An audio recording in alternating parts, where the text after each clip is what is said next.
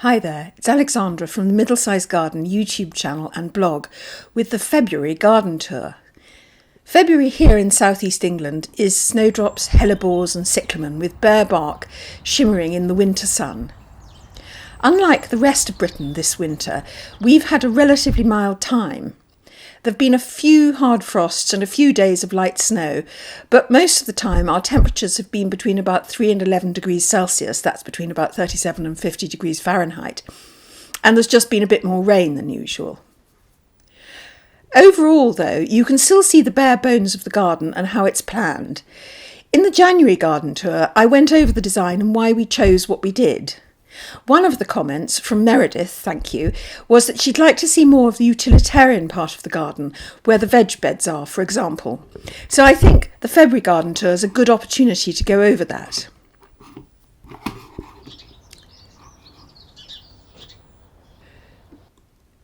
The middle-sized garden is an L shape, around 100 foot long and 80 foot wide in the wide bit, and about 40 foot wide in what we call the parterre.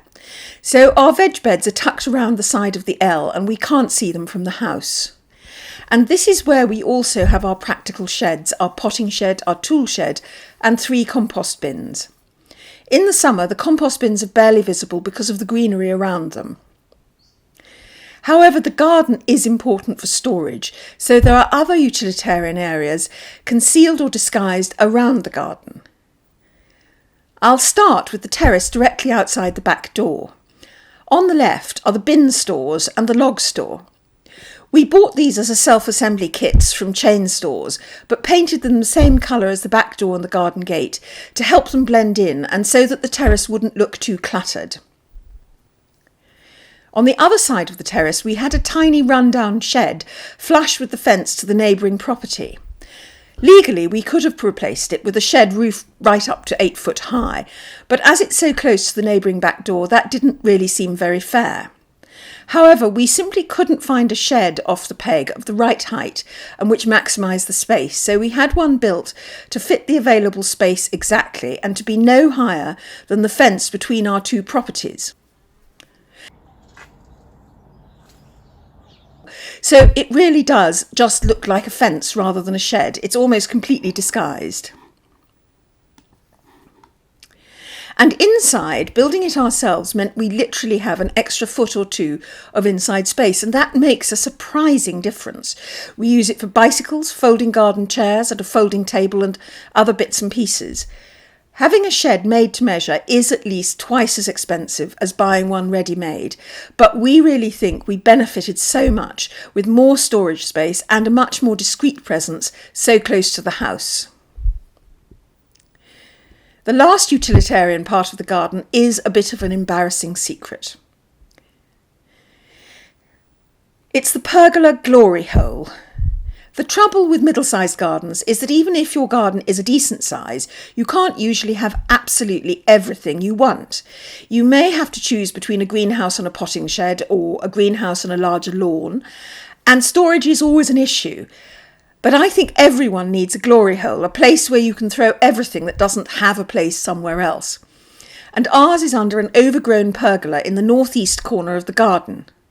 It was just too cool and shady to sit there, except on the very occasional hot days of the year.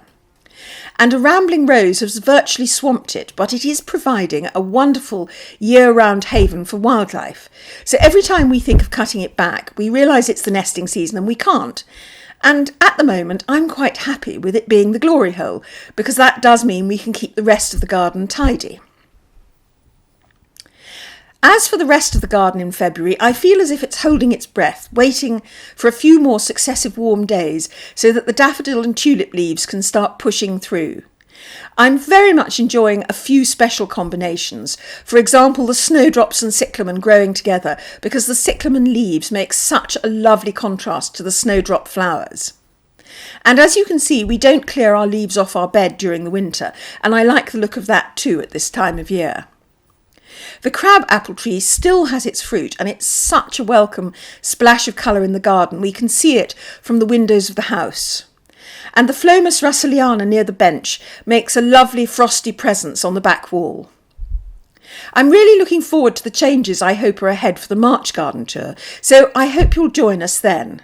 If you haven't subscribed to the Middlesized Garden YouTube channel, we have expert gardening interviews, tours of middle-sized gardens, and are generally aimed at anyone whose garden isn't quite big enough, except when they're weeding it when it probably feels a bit too big. Do hit like if you've enjoyed this, so I know you'd like more garden tours, and press the notification bell if you don't want to miss any of our videos. Thank you for watching. Goodbye.